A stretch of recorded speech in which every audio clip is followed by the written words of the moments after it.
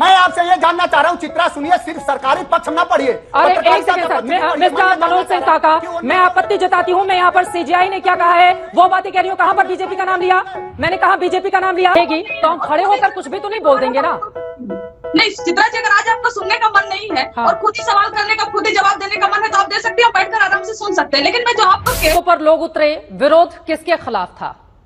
एक हमारे तरफ कहावत है कि जाके पैर ना फटी बेवाइसों का जाने पीर पर आई। मैं ये जानना चाह रहा हूं कि क्या इस देश के उच्चतम न्यायालय में, क्या इस देश के पत्रकारी संस्थानों में, यह पूरा देश जानना चाह रहा है, क्या इस देश के केंद्रीय विश्वविद्यालयों में, क्या इस देश के शैक्षणिक संस्थानों में दलितों का जो आरक्षण है वो तो जब संविधान बना तुरंत लागू हुआ 21%, क्या 21% सुनिश्चित है? नहीं है। उनकी अगर आप भागीदारी देखेंगे तो देश के 45 केंद्रीय विश्वविद्यालयों में 5 प्रोफेसर दलित नहीं है। चित्रा, कौन लोग जिम्मेदार होंगे? पता है ना आप सबको। आज देश में जो मनोज सिंह काका जी, अगर मैं पूरी लिस्ट उठा लूंगी फिर सारी सरकारें एक ही जैसी दिखाई देंगी ना। पंजाब का यहाँ मैं आंकड़ा आपके सामने रखना चाहूंगी। एक सेकंड सुनिए ना, 1975 से लेकर 2005 तक अगर पंजाब में, वहां पर भी तो दलितों का वर्गीकरण किया गया ना। अगर वहां पर, इसी वजह से वाल्मीकि समाज वो आज सड़कों पर नहीं उतरा और वो कह रहे हैं कि जो लोग भारत बंद के समर्थक हैं वो गलत बोल रहे हैं। मनोज सिंह काका जी, हमें समझना होगा कि जिस तरह की राजनीति को लेकर, सुनिए मेरी बात सर, आप बिल्कुल सही कह रहे हैं कि 9 जजों की बेंच, 7 जजों की बेंच तो चले जाए ना सुप्रीम कोर्ट में दोबारा। सड़कों पर उतरकर आप किसके खिलाफ? उधर बीजेपी की सरकार भी कह रही है कि नहीं, हम सुप्रीम कोर्ट ने जो फैसला दिया है हम उसके साथ नहीं है। आप लोग भी वही कह रहे हैं कि सुप्रीम कोर्ट ने जो फैसला दिया है साथ नहीं। साथ कौन खड़ा है? सुप्रीम कोर्ट ने जो बात कही है मनोज सिंह काका जी और बाकी लोगों को भी मैं बताना चाहूंगी, सुप्रीम कोर्ट की बात का 2 लाइन में मतलब यह है कि दलितों के भीतर जो गरीब रह गए हैं, जो बिल्कुल पिछड़े हैं, जिनकी सुध कोई नहीं लेता, जिनका हक मारा जाता है, उनको आगे ले आने की जरूरत है और वर्गीकरण करके उनको प्राथमिकता दी जाए। आरक्षण खत्म नहीं किया जा रहा है, बल्कि दलितों में जो गरीब तबका है, जो आज भी बहुत पीछे रह गया है, उसको आगे करने की बात है। अब इस पर भी हम विरोध करने बैठ गए हैं। सर आप समझा करिए ना मनोज सिंह काका जी। आप मेरे जवाब से लंबा आपका सवाल है, आप सुनेंगे। अरे सवाल के साथ ही मैं आपको फैक्ट भी बता रही हूँ ना, पंजाब का फैक्ट। तो पंजाब का फैक्ट बताने में टाइम लगेगा कि नहीं लगेगा? मैं आपको फैक्ट बताया। बोलिए। अब वही बात है ना कि आइए महसूस करिए जिंदगी के ताप को। मैं वंचितों की गली में ले चलूंगा आपको, जिस गली के भुखमरी में यात्रा से रिपोर्टिंग करते रहे, मर गई बुढ़िया बेचारी एक कुएं में। गरीबों की बात कर रही हूँ ना, गरीबों का हक कौन मानना चाहता है? सर आरक्षण इस देश में हमेशा रहेगा, लेकिन आरक्षण का लाभ क्या दलित गरीबों को नहीं मिलना चाहिए? सवाल ये है मनोज सिंह जी। कभी छुआछूत का शिकार हो पाए हो? कभी तुम्हारे बच्चे स्कूल से इस आधार पर निकाले गए हैं? कभी तुम्हारे बच्चों को इस कौन से स्कूल पे बच्चों को निकाला जा रहा है? नाम बताइए, हम लोग उस स्कूल के खिलाफ रिपोर्ट करेंगे। कौन सा स्कूल है बताइए मनोज सिंह काका जी। आप स्कूल का नाम बताइए, आप यूनिवर्सिटी का नाम बताइए मनोज सिंह काका जी। अभी भ्रम फैलाने का काम मत कीजिए। आप मुझे उस स्कूल का नाम बताइए जो दलित बच्चों के साथ इस तरह का छुआछूत और भेदभाव करता है। हम उसके खिलाफ खड़े होंगे, हम रिपोर्टिंग करेंगे उसके खिलाफ, उन शिक्षकों के खिलाफ। कौन है आप? रिपोर्ट, आप नाम बताइए ना मनोज जी।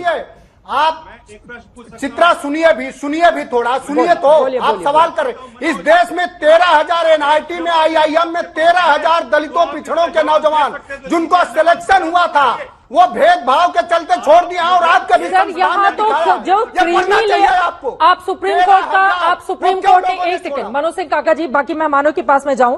देखिए देश की सर्वोच्च अदालत से बड़ा तो कोई नहीं है। तू समझा? हाँ। नहीं तू समझा नहीं। जो बातें कोर्ट के भीतर से निकलकर बाहर सामने आई हैं, हमें देश को वो बताना है मनोज जी।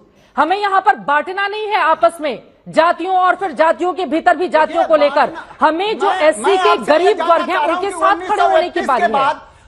मैं आपसे ये जानना चाह रहा हूँ, चित्रा सुनिए, सिर्फ सरकारी पक्ष न पढ़िए। अरे एक second sir, mister Manoj Singh काका, मैं आपत्ति जताती हूँ। मैं यहाँ पर CGI ने क्या कहा है वो बातें कह रही हूँ। कहाँ पर बीजेपी का नाम लिया? मैंने कहा बीजेपी का नाम लिया। CGI चंद्रचूड़ जी ने जो बातें कही है मैंने वो पढ़ी है। यहाँ पर गलत बयानी मत कीजिए सर, गलत बयानी मत कीजिए। चीफ जस्टिस ऑफ इंडिया ने जो बातें कही है मैंने वो पढ़ा है। बिल्कुल गलत बयानी कर रहे हैं आप। मिसकोट मत कीजिए, भ्रमजाल मत फैलाइए। मैं कह रहा हूँ कि 1931 के बाद अगर देश में जातिगत जनगणना नहीं हुई तो क्या सारे भेद मिट गए? इस देश में अरे भेद मिटाना ही तो है, बस भेद मिटाना आपस में बांट कर तो नहीं करेंगे ना। ठीक है, आपका पॉइंट महत्वपूर्ण है। जनगणना को भेदभाव क्यों जोड़ देते?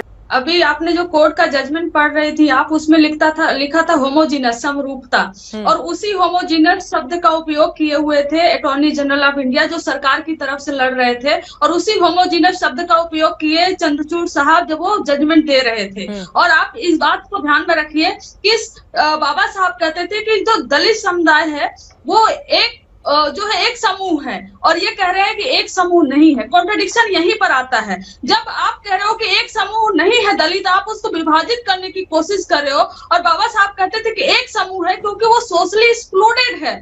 और रिजर्वेशन कोई अपलिफ्टमेंट का पुअर प्रोग्राम की गरीबी से बाहर निकालने का प्रोग्राम तो है नहीं। रिजर्वेशन रिप्रेजेंटेशन का मामला है, और रिप्रेजेंटेशन अगर हम group A B C D सबकी नौकरियों में देखें तो ग्रुप ए में है ही नहीं दलित, एससी और एसटी समाज, ग्रुप बी में भी नहीं है, ग्रुप सी में थोड़ा बहुत है, और ग्रुप डी में है, सफाई कर्मचारी में सबसे ज्यादा है। और जब आप उसमें क्रीमी लेयर लगा देंगे, 8 लाख का जो आप लगा देंगे, तो उसमें ग्रुप डी वाला भी आ सकता है क्रीमी लेयर में। तो आप किस बेस पे आप उसको निर्धारित कर रहे हैं? इसलिए हम कह रहे हैं कि ये कोई ऐसा प्रोग्राम नहीं जिसे आप हमें गरीबी से बाहर निकालेंगे ना, ये वो प्रोग्राम है जिसे हमारा रिप्रेजेंटेशन देंगे। ग्रुप ए बी सी की नौकरियों में रिप्रेजेंटेशन ही एससी एसटी का नहीं है, एससी एसटी से ही लोग आएंगे। कंचना यादव जी देखिए, फिर यहाँ पर कंफ्यूजन की स्थिति है। एससी एसटी के लोगों को ही नौकरी मिलेगी या एससी एसटी लोगों को ही लाभ मिलेगा, लेकिन लाभ इसके जरिए उन लोगों को मिलेगा जो बहुत गरीब हैं, जो समाज के बिल्कुल आखिरी हाशिए पर खड़े हुए हैं। मेरा एक सवाल है, उसके बाद में हमारे साथ 2 दलित चिंतक भी जुड़े हुए हैं। संगीत रागी जी के पास से नहीं जा पाई हूं, आपसे मैं कंचना यादव जी ये जानना चाहती हूं, फिर ओबीसी में क्रीमी लेयर क्यों है? और यहां पर सरकार की ओर से भी तो यही कहा जा रहा है जो आप कह रही हैं, तो फिर सड़क पर उतरकर ये भारत बंद का प्रदर्शन क्यों किया जा रहा है? बीजेपी भी वही जुबान बोल रही है जो आपकी जुबान है, दोनों में कोई फर्क तो मुझे नहीं दिखाई दे रहा है। बहुत बेसिक इसमें समझने की जरूरत है। सरकार का ये स्टैंड नहीं, सरकार 9 दिन चुप थी।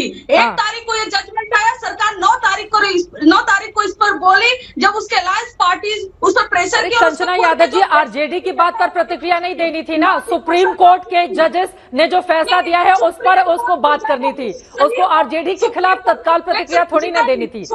देश की सर्वोच्च अदालत 7 जजों की बेंच अगर कुछ कहेगी तो हम खड़े होकर कुछ भी तो नहीं बोल देंगे ना।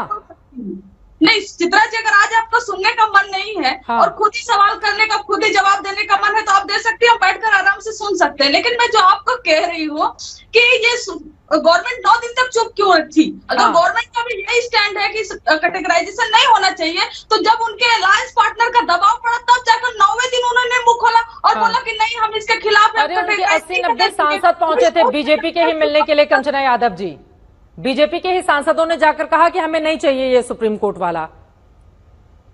तो आप हमसे सवाल कर रही है कि जज ने कहा हम उसकी इज्जत करें, हम स्वागत करें, और बीजेपी के नेता स्वागत नहीं करें तो अच्छा मैं प्रोटेस्ट क्यों कर रही हैं आप लोग? मैं ये सवाल पूछ रही हूँ, आप सवाल ही नहीं समझ रही हैं। यही तो दिक्कत है ना कि एक चश्मा लगाकर हम आ जाएंगे, फिर उसके बाद एंकर को घेरते रहेंगे। प्रोटेस्ट किसके खिलाफ है, मैं ये पूछ रही हूँ। प्रोटेस्ट किसके खिलाफ है जब सरकार भी वही जुबान बोल रही है, कंचना यादव की आरजेडी भी वही जुबान बोल रही है, बाकी लोग भी वही। मैं पूछ रही हूँ प्रोटेस्ट किसके खिलाफ है? प्रोटेस्ट इस जजमेंट के खिलाफ है, और इस प्रोटेस्ट को बुलाया था एससी एसटी संगठनों ने, जिसको समर्थन किया। जजमेंट के खिलाफ कोर्ट में जाता है, प्रोटेस्ट नहीं करता है, उससे कोई लाभ नहीं होगा। अगर कोर्ट के भीतर जाएंगे तो हो सकता है उसके जरिए कुछ लाभ में मिल जाए, सिर्फ पॉलिटिकल लाभ हासिल करने की एक कोशिश है। सतीश प्रकाश जी, क्या स्टैंड है इस पर आप लोगों का? आप दलित चिंतक हैं, बहुत सारी आर्टिकल्स आप लिखते रहते हैं, दलित एक्टिविस्ट हैं, क्या है इसके मतलब और मायने? किसी भी लोकतांत्रिक व्यवस्था में न्याय मिलना इतना महत्वपूर्ण नहीं है, लेकिन न्याय होता हुआ दिखना चाहिए। बिल्कुल। जो व्यवस्था के अंतिम पायदान के ऊपर व्यक्ति बैठा है उसके अंदर न्याय की आस खत्म नहीं होनी चाहिए।